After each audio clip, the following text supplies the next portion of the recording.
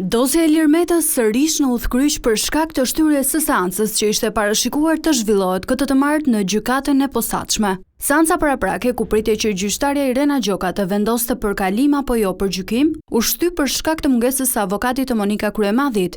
Gjyqtarja Irena Gjoka pezulloi afatet e paraburgimit të Metës, ndërsa SPAK paraqiti prova të reja në gjykatë. Avokati i Metës akuzoi gjyqtaren Gjoka duke thënë se ajo po shantazhon prokurorët pasi sipas tij këta të fundit po hetojnë magjistraten për akuzat e ngritura nga Sali Berisha. Prandaj ne sot kemi patur një tension me gjykatën, jo me prokurorët, sepse prokurorët normalisht janë në të drejtën e tyre edhe se kanë shkelur ligjin, por ne kemi me gjyqtaren, padyshim që kjo gjyqtare vazhdoj të them, ne tani do fillojmë betejën me gjyqtaren, sepse kjo gjyqtare sot ka marrë dhe një precedent të një vendim të rrezikshëm tjetër, duke vazhduar pezullimin e afateve të paraburgimit për presidentin Meta, edhe pse unë kam qenë aty prezent dhe kam dashur që seanca gjyqësore të vazhdoj.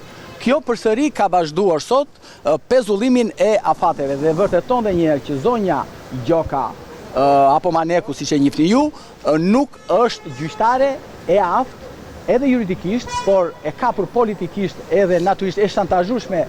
Të njëjtat akuza përsëriti edhe Monika Kryemadhi, e cila në prononcimin për mediat tha se Altin Dumani po zgjat hetimet për të mbajtur në qeli Metën. Hetimi për zotin Meta, Monika Kryemadhi, maman time Fatime Kryemadhi dhe të tjerë nuk pas ka mbaruar, por vazhdon. Çfarë do të thotë? Do të thotë që ne vazhdojmë jemi në hetim paraprak.